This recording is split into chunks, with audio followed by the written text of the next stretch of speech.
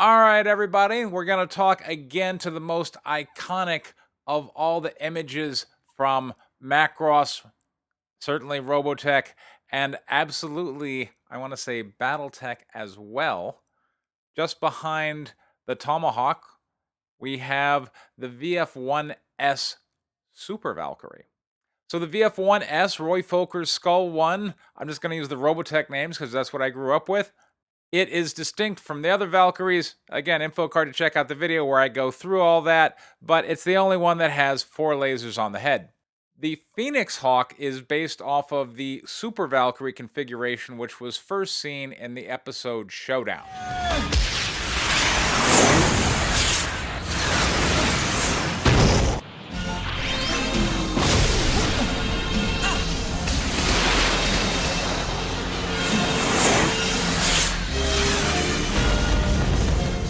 I really liked the way the Super Valkyries looked. I mean, they were just awesome, and the way those missiles were rolling out and stuff. Like, those things are badass. So it got made into one of the most badass gonzo mechs, the Phoenix Hawk.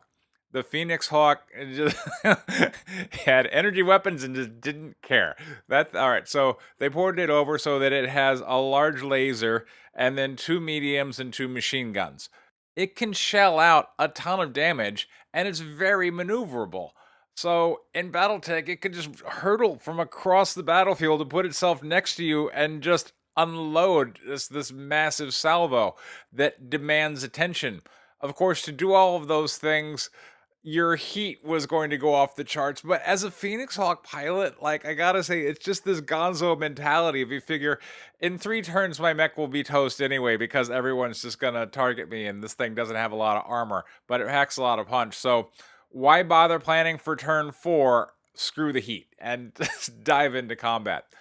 It would often seem like, now this tactic, of course, seems rather suicidal, and of course that's the beauty of playing a board game, is you can just go, well, that pilot probably died, let's do it again next week.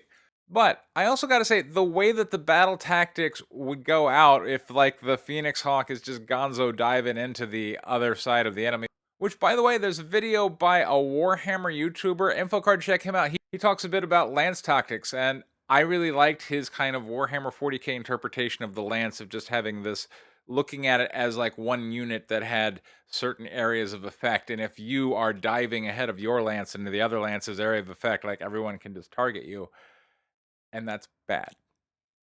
So you had to be somewhat discriminating if you were at all going to survive in the thing. But one of the things the Phoenix Hawk was great for is, if their recon mech is going off, it's a great recon mech killer because it's got enough speed to catch and keep up with the other guy and just hunt him down with its superior firepower. So this is an excellent killer of, like, the Locust, or somewhat cannibalistically, the VF-1A, which became the Stinger, and the VF-1J, which became the Wasp. So the Phoenix Hawk is great for dealing with your little light mech problems.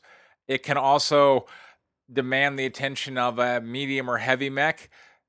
It's going to possibly be a little bit on the losing end of that battle because it is quite fragile. So the Phoenix Hawk is great at one-on-one combat, at least for a while, because it is kind of fragile and it will tend to break, but it's good at finding an opponent, isolating it, diving headlong into the middle of the enemy lance.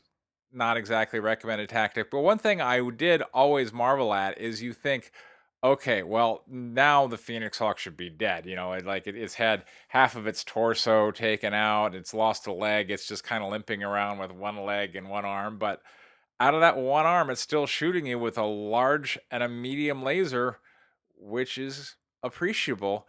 And, like, I've seen these kind of weird Phoenix Hawk Black Knight situation, like, now it just got hit with 2 PPCs from the Warhammer over there. Now it's a goner, and, like, the thing would still survive. You are always amazed. I think it was just one of these convention experiences. At the end of it, you would look at the Phoenix Hawk, and that was kind of a gauge for how your entire lance did. If your Phoenix Hawk survived, you probably had a good game. If it didn't, it was rough.